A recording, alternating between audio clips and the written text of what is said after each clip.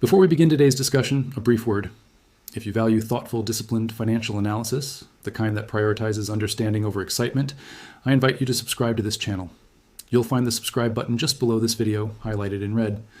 We're building a community of investors who think carefully, act deliberately, and understand that real wealth is built through patience and preparation, not speculation. Now, let's begin. Something significant is unfolding in the global financial system, and most investors are not paying attention. While headlines focus on stock market swings and cryptocurrency volatility, a quieter, more profound shift is taking place. A shift in how central banks view currency stability, a shift in how institutions are positioning for the next decade, a shift in the very foundation of global monetary confidence. Gold is not just rising. It's being systematically accumulated at levels we haven't seen in over 40 years. Major financial institutions, the same ones that dismissed gold as a barbarous relic just years ago, are now issuing price projections that would have seemed absurd in any previous market cycle. Targets of $6,000, some even higher. These aren't fringe voices. These are Goldman Sachs analysts, Bank of America strategists, JP Morgan commodities desks.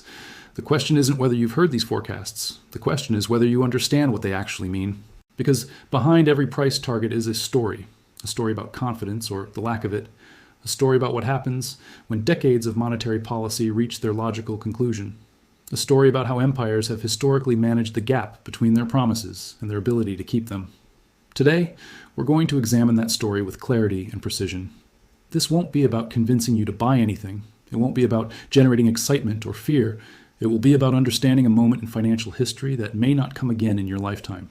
By the end of this discussion, you'll understand exactly what's driving institutional gold accumulation. You'll see why traditional portfolio theory is being rewritten in real time, and you'll have a framework for making rational decisions, whatever those decisions may be, based on your own circumstances. Let's begin with what's actually happening. First, let's establish the facts without embellishment. Gold has moved from approximately $1,800 per ounce in early 2023 to above $2,700 as of this recording. That's a 50% increase in less than 3 years. But more important than the price is the nature of the buying. Central banks purchased over 1,000 metric tons of gold in 2022. They purchased even more in 2023. And 2024 saw the third consecutive year of historically unprecedented central bank gold accumulation. This is not normal. This is not cyclical. This represents a structural change in how monetary authorities view reserve assets. Why does this matter to you? Because when central banks, the institutions that literally create currency, choose to exchange that currency for physical gold, they're making a statement about confidence, about durability, about what they trust when everything else becomes uncertain. But there's a deeper current here that most analysis misses entirely. We're not just watching gold rise. We're watching the gradual repricing of currency risk itself. For over 50 years, since the end of the Bretton Woods system in 1971, global finance has operated on a premise that fiat currencies backed by nothing but government promise could serve as the permanent foundation of economic value. That debt could expand infinitely without consequence. That central banks could create trillions in new monetary units without fundamentally undermining trust. That premise is now being tested, not through collapse, not through crisis, but through a slow, methodical shift in how sophisticated institutions protect wealth across decades. Let's talk about something most investors never consider: the difference between price and value. Price is what you pay. Value is what you get. And in between those two concepts lies the entire story of money. Every currency in history has eventually faced a moment of reckoning, not because of malice or conspiracy, but because of mathematics, because the gap between what governments promise to pay and what they can actually pay always grows. Always. How do governments typically close that gap? They have 3 options, and 3 options only. They can tax more aggressively, which is politically costly. They can cut spending dramatically, which is politically impossible. Or they can inflate the currency, create more monetary units, which dilutes the value of every existing unit, but happens quietly, gradually, in ways most people don't immediately perceive. History shows us which option governments consistently choose. The United States national debt now exceeds $36 trillion. The annual deficit, the gap between spending and revenue, approaches $2 trillion. And the interest payments on that debt now consume more of the federal budget than national defense. These aren't judgments. These are observations. And the observation that matters most is this: there is no scenario under any realistic projection where that debt is ever paid down. The only question is how it's managed, how the gap between promise and reality is navigated. This is where gold enters the picture not as speculation, but as insurance. Because while currencies can be printed, diluted, and devalued, Gold has one characteristic that no fiat currency possesses: finite supply, predictable supply. Supply that responds to demand through price, not through monetary policy. Let's examine what major financial institutions are actually saying. Goldman Sachs released a report projecting gold could reach $6,300 per ounce by the end of 2026. Bank of America suggested a similar trajectory. These aren't small fringe firms. These are the institutions that manage trillions in assets and have access to data most investors will never see. What are they seeing that justifies these projections? Three primary factors emerge from the research. First, persistent central bank buying that shows no signs of slowing. When central banks buy gold, they remove supply from the market permanently. They don't trade in and out, they accumulate and hold. This creates a structural supply constraint that intensifies with every passing quarter. Second, a growing recognition among institutional investors that traditional portfolio construction, 60% stocks, 40% bonds, no longer provides adequate protection in an environment of fiscal dominance and currency instability. Gold is being added not as speculation, but as essential ballast. Third, and perhaps most significant, the emergence of what analysts call safe haven demand in a stagflationary environment. The concern isn't inflation alone. It's inflation combined with slowing growth, an environment where traditional assets struggle while monetary metals thrive. But here's what the institutional reports don't fully explain: the psychological dimension. Because markets aren't just about data. They're about perception, confidence, and the collective judgments of millions of participants making decisions under uncertainty. Think about how trust works in financial systems. It's not binary. It doesn't switch from on to off overnight. Trust erodes gradually, almost imperceptibly, until a threshold is crossed and behavior changes en masse. We saw this in the 1970s. The decade began with gold at $35 per ounce, fixed by government decree. It ended with gold above $800. A 2,300% increase, not because of sudden crisis, but because of gradually accumulating doubt about currency stability. The pattern wasn't immediate panic. It was steady, persistent flow into hard assets, as each month brought new evidence that inflation wasn't transitory, that deficits weren't manageable, that the promises being made couldn't be kept. Are we in a similar moment now? Consider the parallels carefully. We have persistent inflation that central banks struggle to control without inducing recession. We have government deficits that grow regardless of which political party holds power. We have debt-to-GDP ratios that historically precede either default or currency debasement. And we have central banks themselves, the ultimate insiders, buying gold at record pace. These aren't reasons to panic, they're reasons to prepare. Because the investors who thrive during monetary transitions aren't the ones who react emotionally. They're the ones who observe clearly, think independently, and position deliberately before the crowd recognizes what's happening. And let's look at history without romanticism. Gold has experienced three major bull markets in the past century. Each followed a distinct pattern. Each was driven by similar fundamental forces, and each rewarded those who understood the pattern before it became obvious. The first major bull market ran from 1971 to 1980. Gold rose from $35 to over $800, driven by the end of dollar-gold convertibility, oil shocks, and double-digit inflation.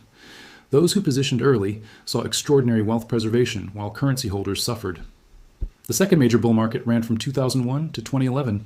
Gold rose from $250 to $1,900, driven by post-9/11 uncertainty, the 2008 financial crisis, and the beginning of zero interest rate policies and quantitative easing. Again, early positioning proved transformative. Now consider the current environment. We're potentially in the early to middle stages of a third major bull market, one that began around 2018 as central banks resumed net buying, one that accelerated in 2020 with pandemic-era monetary expansion, one that's being driven not by any single crisis, but by the accumulated weight of 50 years of fiat currency expansion without anchor. The pattern isn't identical to previous cycles, it never is, but the underlying dynamics are eerily familiar. Currency creation outpacing economic growth. Government debt, loads that are mathematically unsustainable, and central banks buying gold as if they know something the general public hasn't yet realized. Here's what makes this moment particularly significant. The first two gold bull markets occurred when relatively few investors globally had access to gold markets. When information moved slowly, when central banking was less coordinated and fiscal policy less aggressive. Today, billions of people worldwide can access gold markets instantly. Information spreads at the speed of light, and central banks are engaged in the most aggressive monetary expansion in recorded history. What happens when a larger, more informed, more connected global population reaches the same conclusions that drove previous gold bull markets? That's the question institutional analysts are grappling with, and it's why their price targets, however improbable they might sound today, may actually prove conservative. Let's examine the specific macroeconomic forces creating this environment. Start with real interest rates, the difference between nominal interest rates and inflation. When real rates are deeply negative, meaning inflation exceeds what you can earn on safe bonds, gold becomes comparatively attractive. It doesn't pay interest, but neither is it being debased by inflation.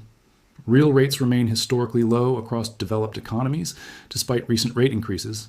Why? Because inflation proves stickier than central banks anticipated.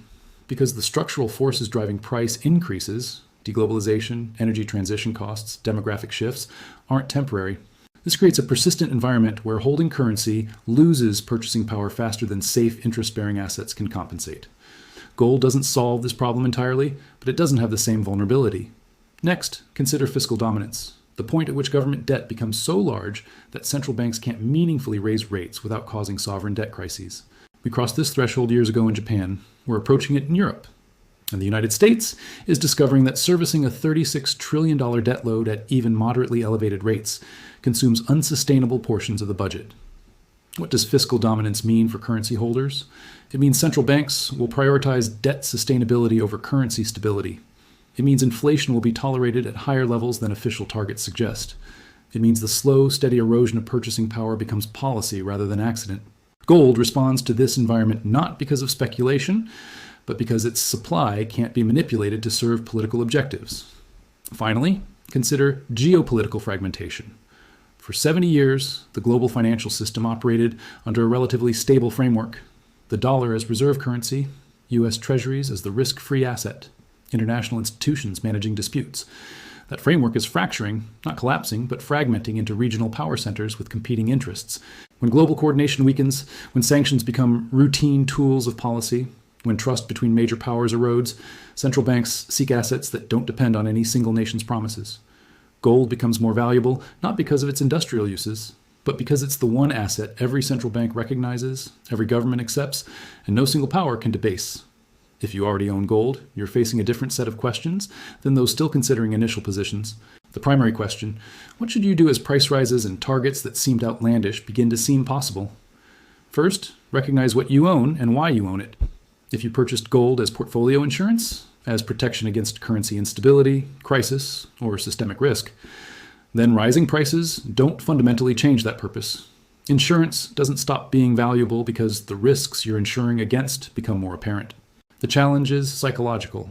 As gold rises, the temptation grows to view it as a trading vehicle rather than strategic holding, to check prices daily, to imagine taking profits and timing re-entry.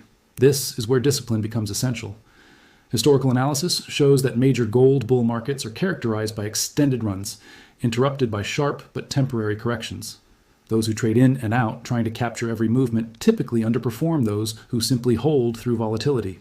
Why? Because the big moves happen in concentrated bursts. Missing just a few days of peak movement can eliminate years of gains.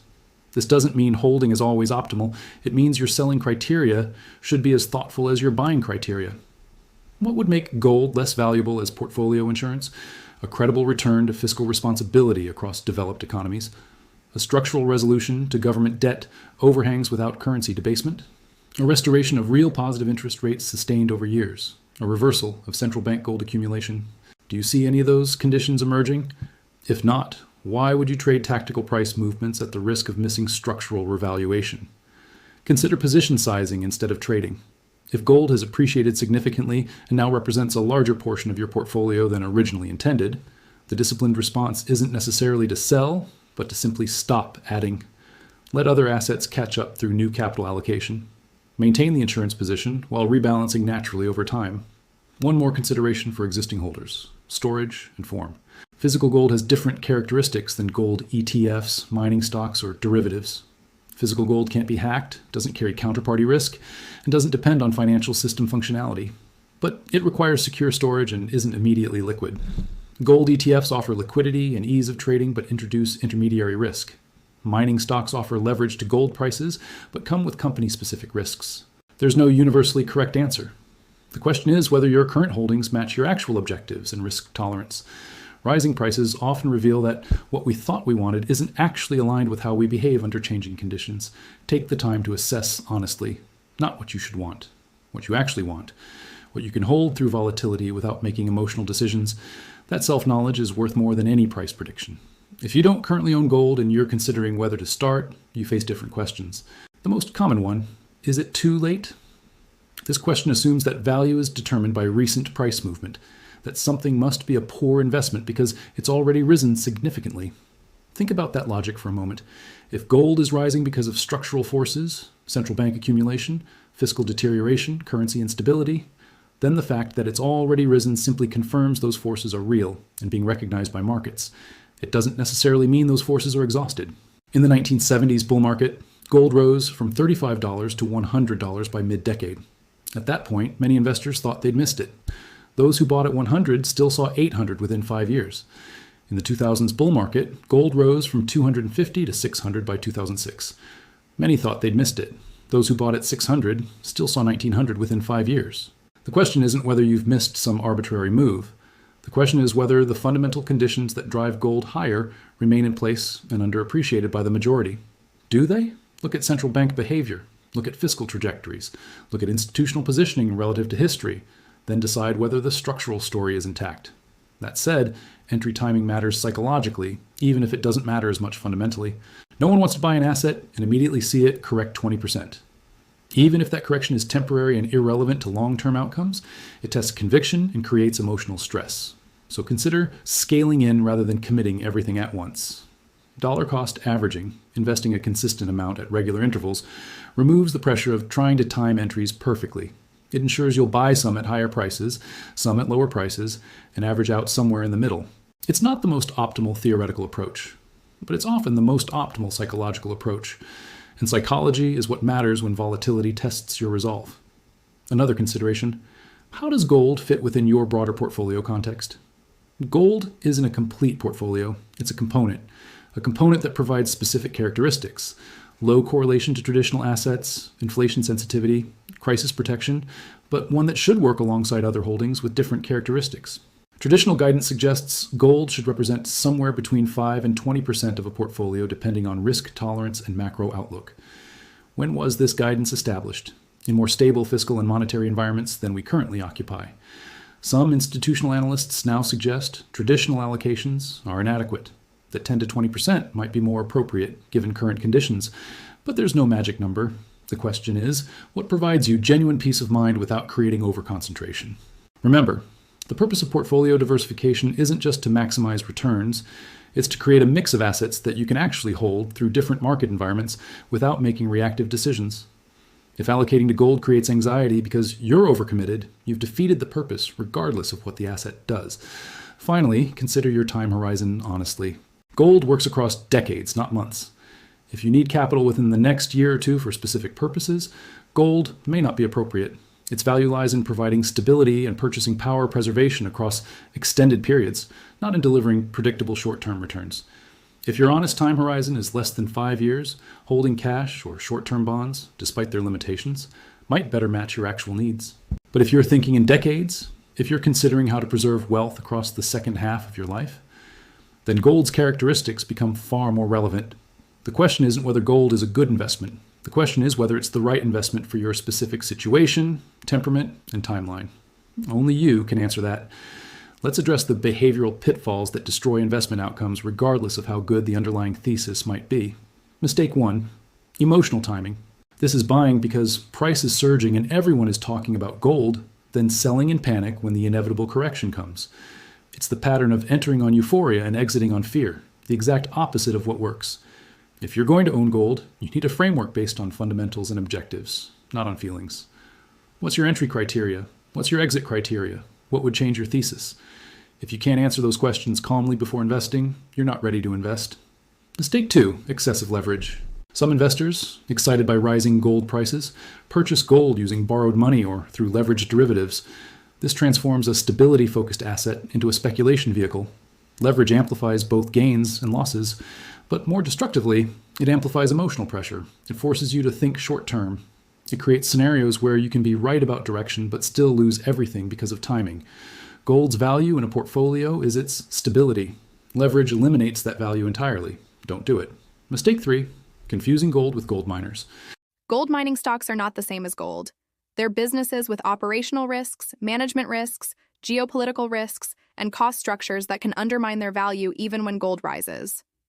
Some experienced investors allocate to miners for leverage to gold prices.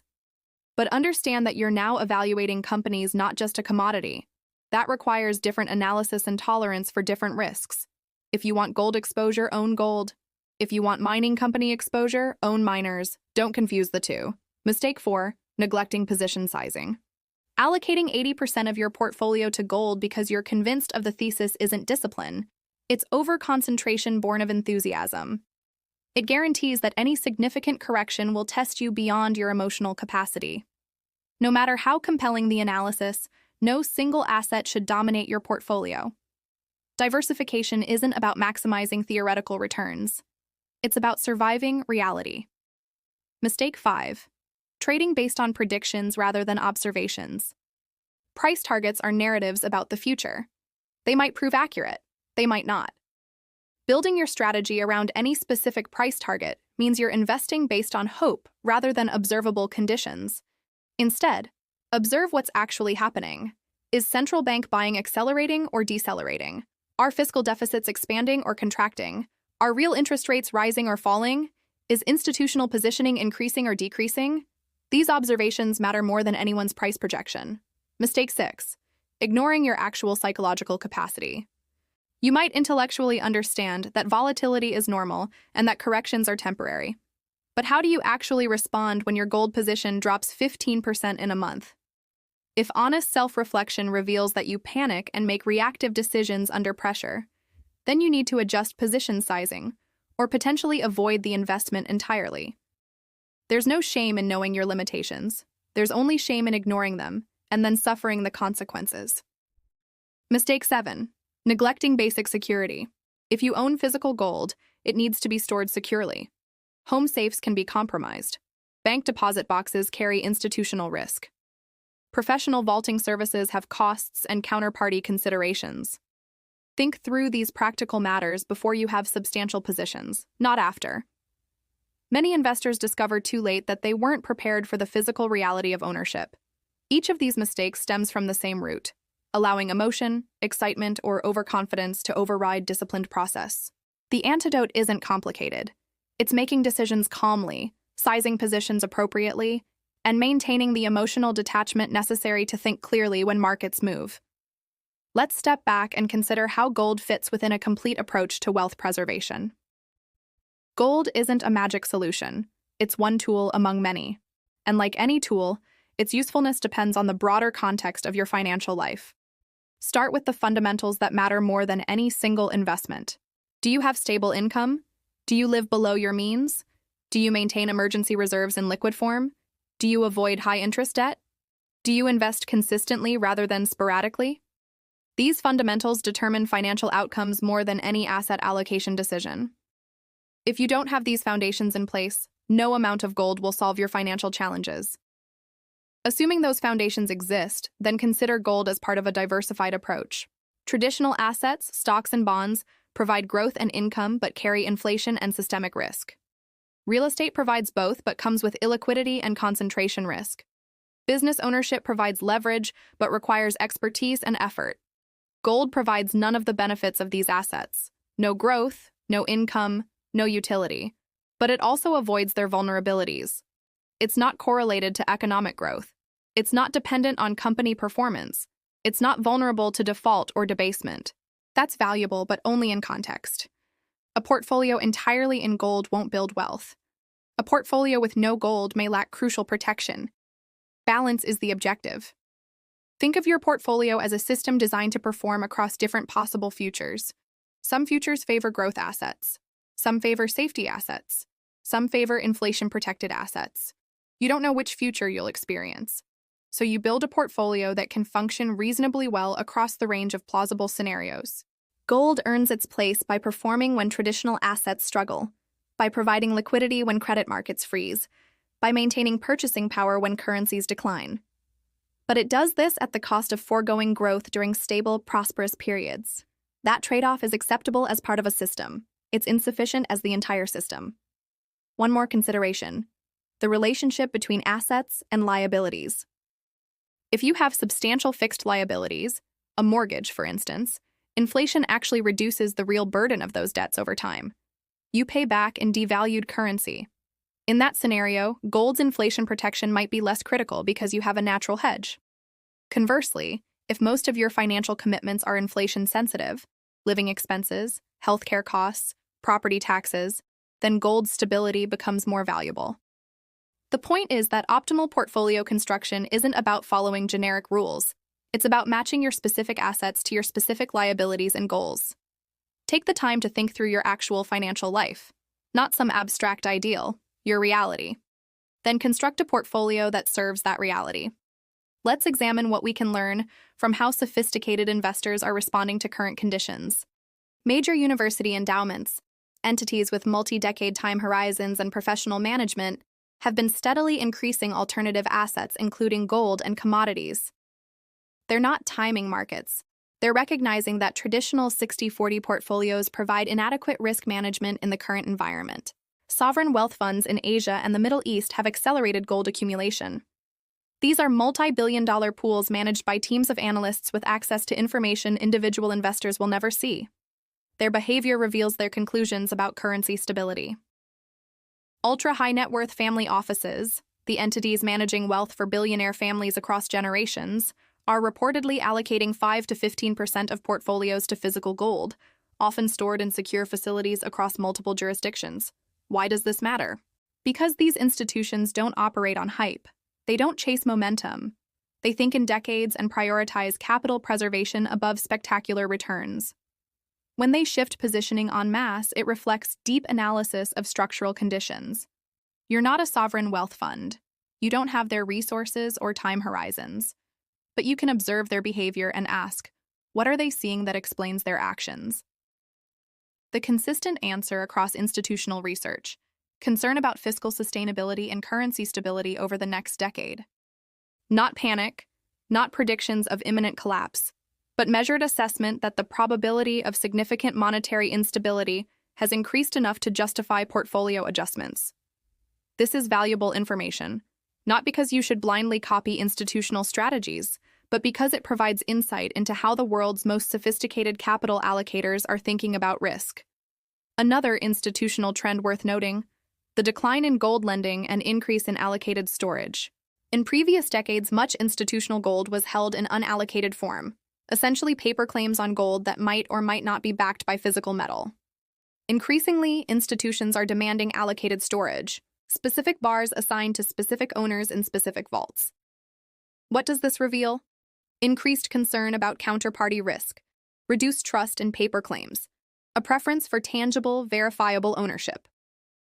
These are subtle shifts. Most investors won't notice them, but they reflect a deepening understanding that in times of genuine stress, physical possession matters more than contractual promises.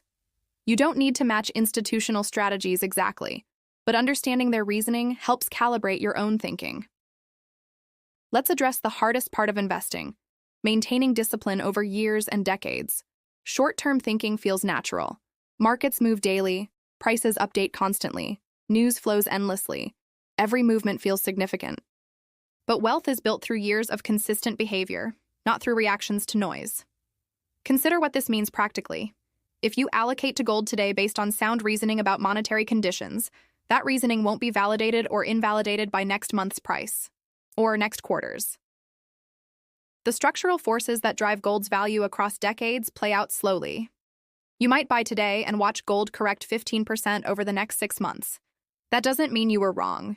It means markets are volatile and short-term movements are essentially random. You might buy today and watch gold surge 30% in 3 months. That doesn't mean you were brilliant. It means favorable variance occurred. The outcome that matters is what happens across the full cycle, across years of accumulated decisions. That's the only time frame where discipline reveals its value. This requires accepting uncertainty. You will never know if you're buying at the optimal moment.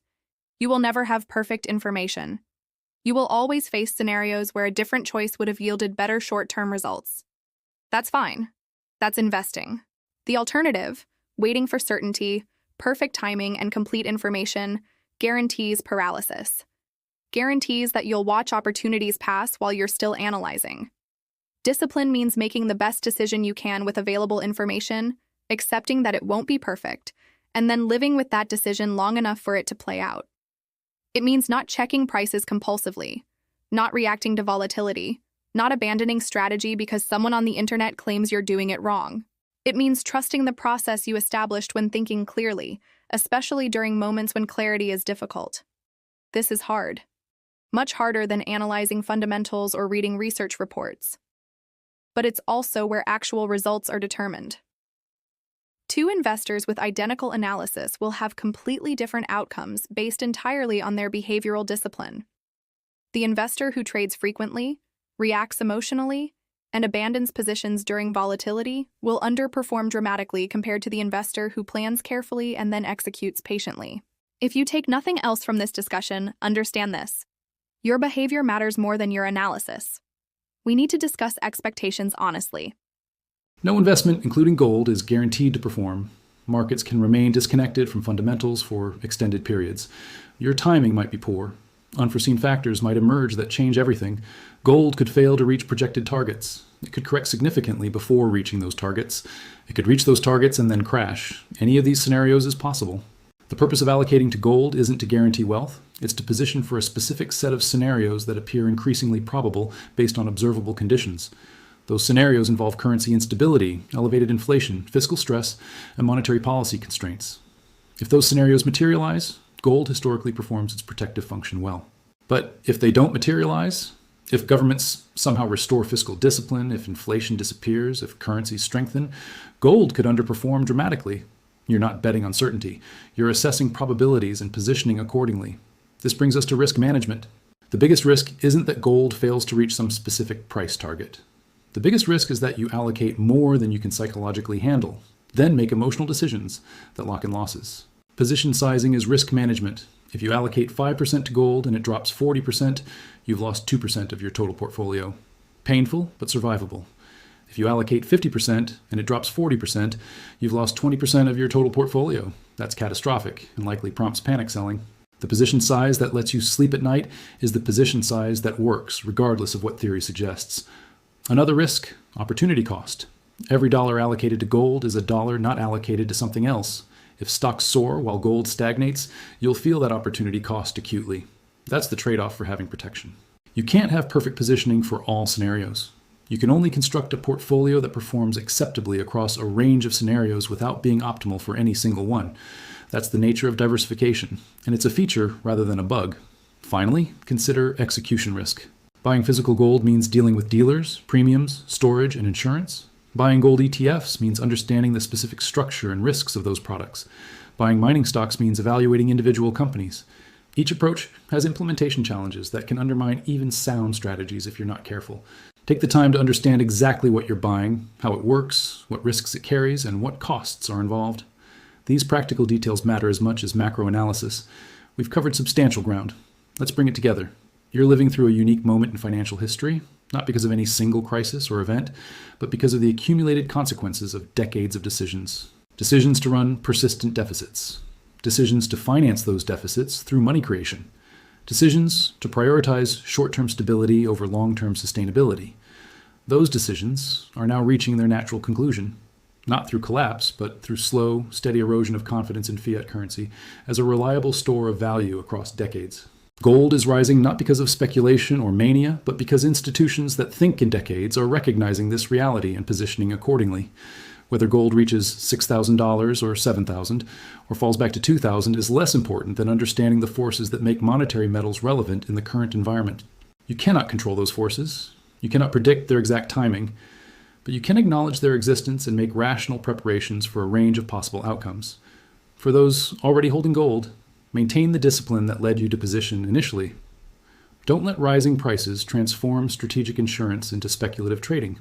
Don't let volatility shake you from positions you established for sound reasons. For those considering gold, take the time to understand what you're actually trying to accomplish. If it's wealth preservation across decades in an environment of currency instability, gold has historically served that function. If it's getting rich quickly, you're approaching it incorrectly. For everyone, remember that no single asset solves all problems. Gold is part of a diversified approach, not a replacement for one. It provides specific characteristics that become more valuable under specific conditions. We appear to be entering those conditions. But entering them is different from having already traversed them. Years of volatility, doubt, and tested conviction lie ahead. Your ability to navigate that period will depend entirely on decisions you make now, while thinking clearly. Position sizing, risk management, honest assessment of psychological capacity, clear criteria for what would change your thesis. These fundamentals matter more than any price prediction. The opportunity, if that's the right word, isn't to get rich quickly. The opportunity is to preserve wealth across a period of monetary transition, while others lose purchasing power by maintaining currency exposure they don't recognize as risk. That's valuable, even if it's not exciting. Because in the long arc of history, the investors remembered fondly aren't those who caught every trade or timed every movement perfectly. They're those who thought independently, positioned deliberately, and maintained discipline when everyone around them lost theirs. That's what this moment requires. Not genius, not perfect timing. Just the steady application of sound principles across years of accumulated decisions. You have the information, you have the framework. The question now is what you'll do with it. Whatever you decide, decide deliberately, position appropriately for your circumstances, and then live with that decision long enough for it to matter. The markets will do what they do. Your task is simply to be positioned in a way that lets you survive and potentially thrive, regardless of which scenario unfolds. That's not a guarantee of wealth. It's something better. A path to sleeping soundly, whatever comes. Thank you for your time and attention. If this discussion provided value, consider subscribing to the channel for more measured, disciplined financial analysis. Until next time, think carefully and act deliberately.